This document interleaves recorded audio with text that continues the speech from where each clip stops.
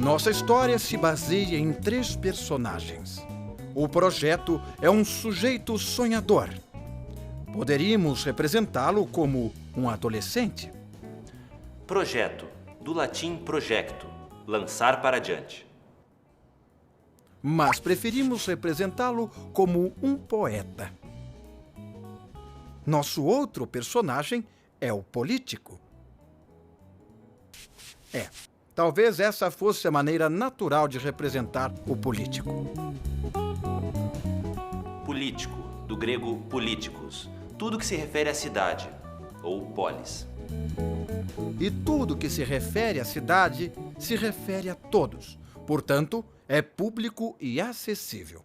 Por isso, o político será, pelo menos por enquanto, neutro.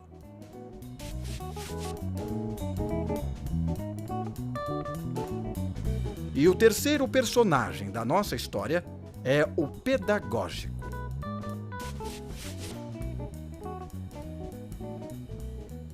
Pedagógico, do grego paidagogikos, relativo à educação. Que sim, será representado por um educador.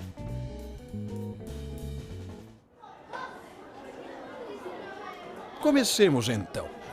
Projeto político-pedagógico. O que é o projeto, o político e o pedagógico? Professor Pedro Ganzelli, por favor, como esses 3 personagens se relacionam? O projeto político-pedagógico tem uma dimensão política, é envolver todas as pessoas, mas ele também se concretiza num documento.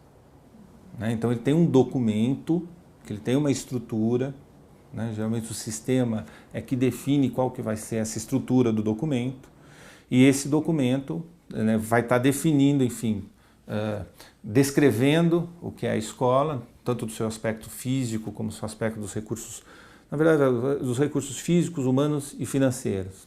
Faz a descrição e os objetivos da escola.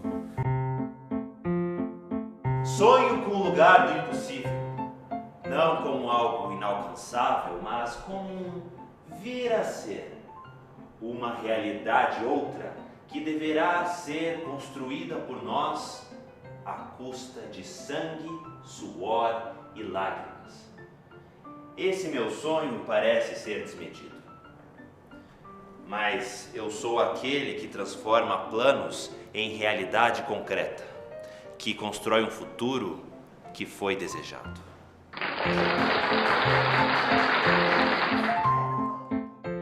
Nosso poeta falou bonito. Agora com José Misael Ferreira do Vale. Ao falar em projeto, fala-se ao mesmo tempo numa avaliação do que está posto para negá-lo ou afirmá-lo, com base em percepções, análises, deduções, etc. Daí se ter o cuidado de analisar o projeto do ponto de vista da sua ideologia e intencionalidade.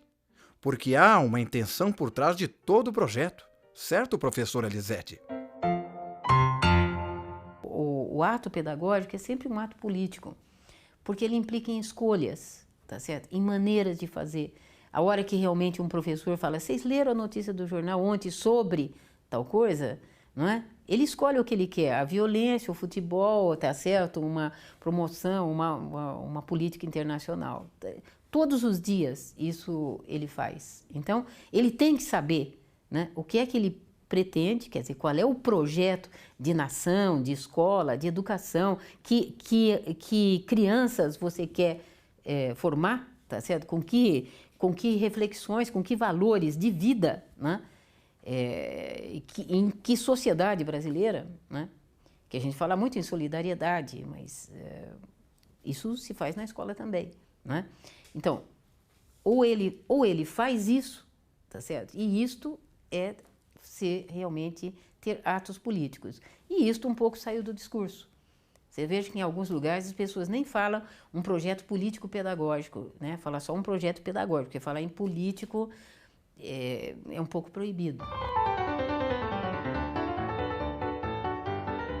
em cena nosso próximo personagem, um pouco proibido, o político, que agora já não deveria ser representado de maneira tão neutra e assim, sem cor.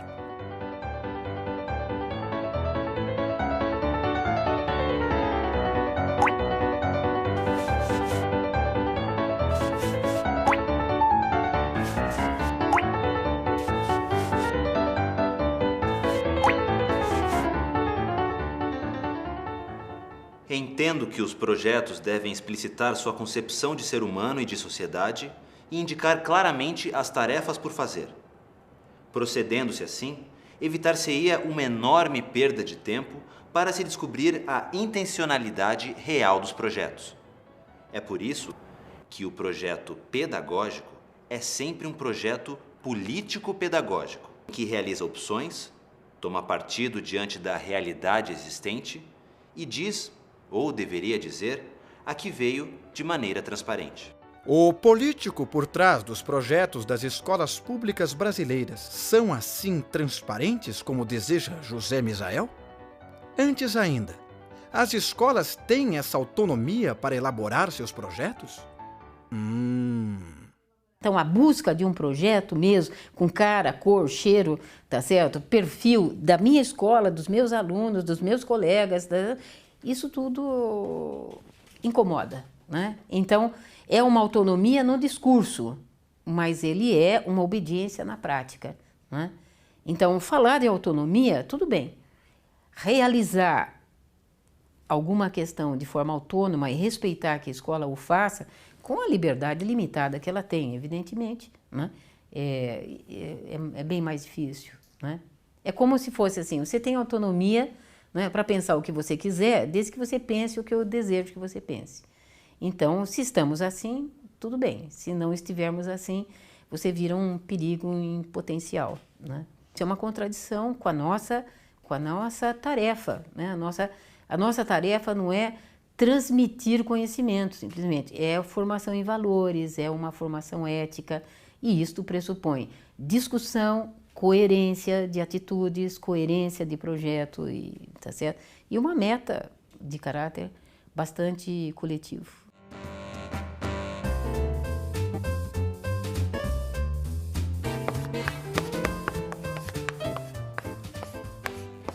O centro de qualquer projeto político-pedagógico legítimo será o processo de formação do aluno.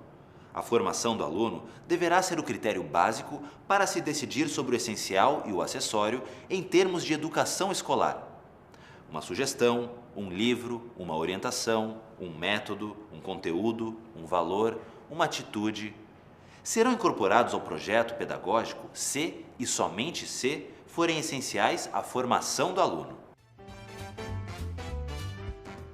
Por isso que, às vezes, um plano gorducho, né, de muitas páginas, não necessariamente significou um plano discutido, tá certo? O melhor plano é aquele que foi discutido com a escola. E, às vezes, tem um problema que realmente a escola fala, olha, a questão da violência aqui está impedindo um bom regimento. Bom, este é o problema de todos os professores. Esse é um projeto político-pedagógico, tá certo? Que a escola defina, até com uma certa precisão, o que ela vai, para onde está indo o esforço deles, independente, obviamente, do conteúdo, dos conteúdos que cada disciplina vai trabalhar, né? Então, tem uma meta que tem que ser fruto daquele conjunto.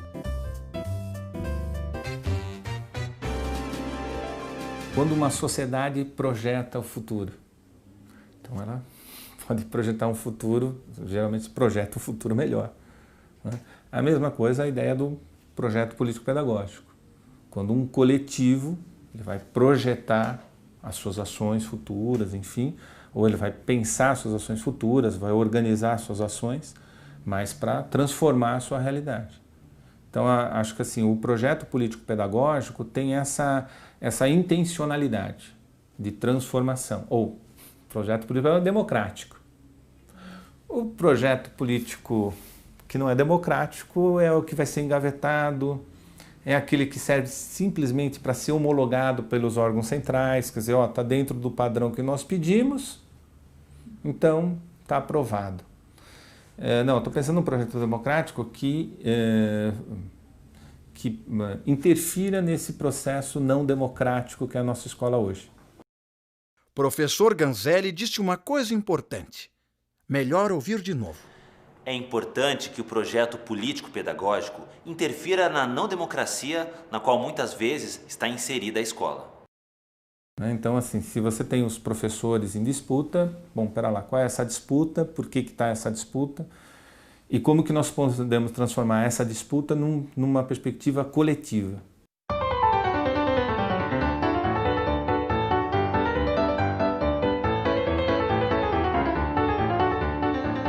No ano de 2004, 3 ou 4 professores procuraram o diretor Braz, queixando-se que para eles as salas de aula não funcionavam como espaço de aprendizagem.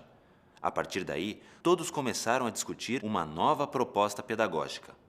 Até então, o que imperava era a pedagogia da maçaneta, em que a porta fechada impedia qualquer troca entre os professores e a melhoria daqueles que apresentavam deficiências.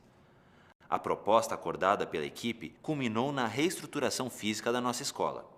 Agora, as crianças sentam em grupo de 4 alunos e contam com um roteiro de estudos, acompanhadas de perto pelos professores.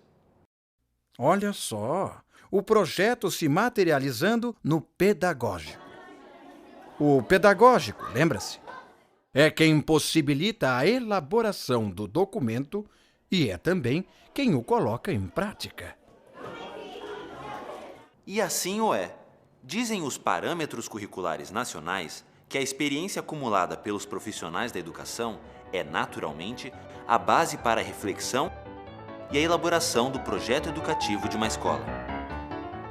Não é simplesmente que você é um transmissor ou retransmissor de conhecimento, você não simplesmente dá informação. Se for só dar informação, o Google faz melhor que nós. Agora, se for formação de gente, portanto, valor ético, conhecimento naquilo que mobiliza, instiga a criança, o jovem, tá certo? Numa curiosidade que pode, inclusive, que é o que leva a ciência, as artes, a literatura, nos superar, né? O melhor professor é aquele que conseguiu ser superado pelos seus próprios alunos, né?